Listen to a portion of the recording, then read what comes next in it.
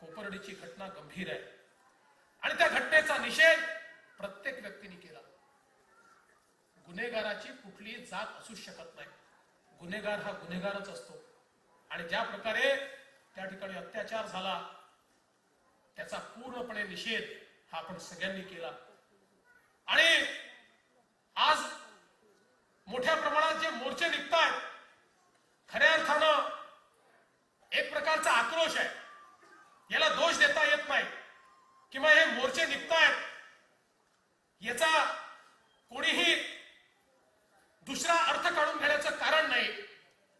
खरं म्हणजे मी एक गोष्ट अतिशय स्पष्टपणे नमूद करू इच्छितो की आज मराठा समाजाचे जे मोर्चे निघतायत त्याचे जे आयोजक आहेत त्यांच्या एका गोष्टीकरता मी आभार मानेन की सगळे मोर्चे मूक मोर्चे निघाले. या कुठल्याही मोर्चामध्ये एकही नारा दिला नाही, एकही भाषण दिलं नाही.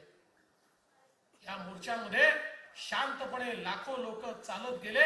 आपलं म्हणणं जे आहे ते त्या ठिकाणी जिल्हाधिकाऱ्याला दिलं आणि एकीकडे आपली शक्ती दाखवत असताना, आपली ताकद दाखवत असताना एक मोठा संयम देखील समाजाने पाळला.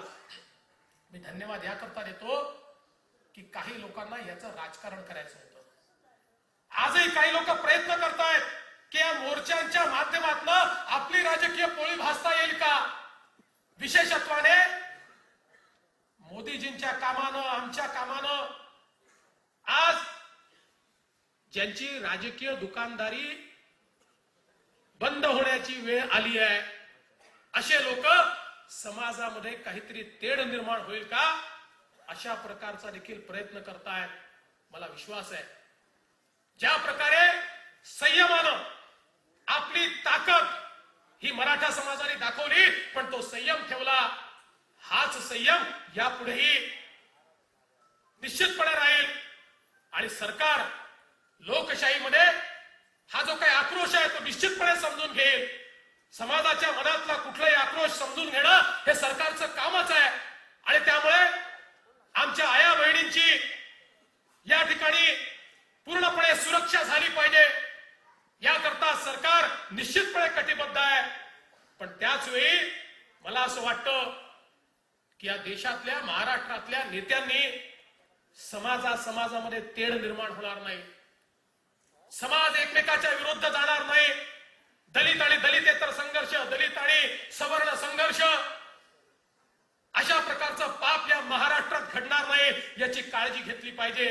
अरे सत्ता येते जाते, सत्ता कोणाकडे जन्मभर नसते, पण सत्ता येणं जाणं या प्रवासामध्ये जर सत्तेकडे जाण्याचा रस्ता हा माणसामध्ये भांडणं लावून आपण शोधत असू, समाजामध्ये तेढ लावून आपण शोधत असू, समाजामध्ये दरी निर्माण करून आपण जर सत्तेचा रस्ता शोधत असू, तात्कालिक एखाद्याला फायदा होईल पण यानं देशाचा फायदा होऊ शकत नाही, महाराष्ट्राचा फायदा होऊ शकत नाही, समाजाचा फायदा होऊ शकत नाही. आणि म्हणून मला असं वाटतं आज महाराष्ट्रातल्या सर्व नेते मंडळींनी एकत्रित येऊन कशा प्रकारे ही परिस्थिती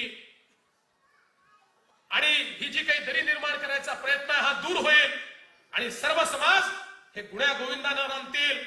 छत्रपती शाहू महाराजांचा महाराष्ट्र आहे ज्या छत्रपती शाहू महाराजांनी केवळ एका समाजाचा विचार केला नाही तर बहुजन समाजाचा विचार केला आणि बहुजनांमध्ये जे वंचित होते त्यांचा पहिल्यांदा विचार केला. त्या छत्रपती शाहू महाराजांचा हा महाराष्ट्र आहे, महात्मा ज्योतिबा फुलेंचा हा महाराष्ट्र आहे ज्यांनी आम्हाला या ठिकाणी खऱ्या अर्थानं संविधान दिलं. त्या डॉक्टर बाबासाहेब आंबेडकरांचा महाराष्ट्र आहे आणि आमचा बाप असलेले छत्रपती शिवाजी महाराज ज्यांनी कधी जातीचा, पातीचा, पंथाचा विचार केला नाही तर रयतेचं राज्य आलं पाहिजे, शेवटच्या माणसाचा विकास झाला पाहिजे याचाच विचार करून आम्हाला खऱ्या अर्थानं धडा दिला अशा छत्रपती शिवाजी महाराजांचा हा महाराष्ट्र आहे.